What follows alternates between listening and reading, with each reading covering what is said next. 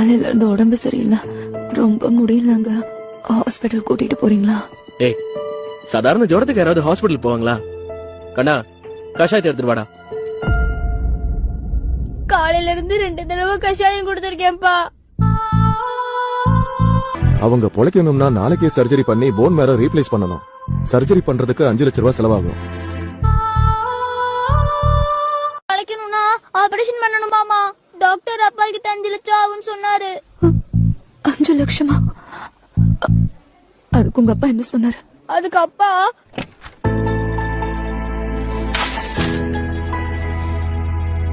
அப்பா ஒரு நிமிஷம் கூட யோசிக்காம எல்லா காசும் கட்டிட்டாருமா.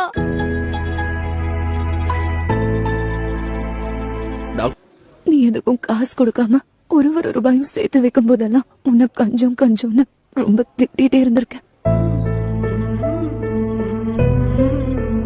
நீங்க எல்லாம் நினைக்கிற மாதிரி நான் கஞ்சம் இல்ல.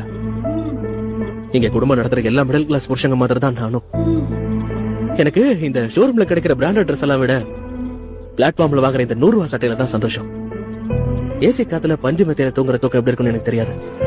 டெய்லி நைட் ஷிஃப்ட் முடிச்சுட்டு டயர்டா வீட்டுக்கு வரும்போது நீ செஞ்ச சாப்பாடை சாப்பிட்டு வெறும் தரையில ரொம்ப நிம்மதியா தூங்குவேன் நானு. போர் அடிக்கும் போது வெளிநாட்டுக்கு பிளைட்ல போய் அதை ஸ்டேட்டஸ்ல போடுற கனவுல நான் கண்டதே இல்ல. ஊர் திருவிழாக்கு கவர்மெண்ட் பஸ்ல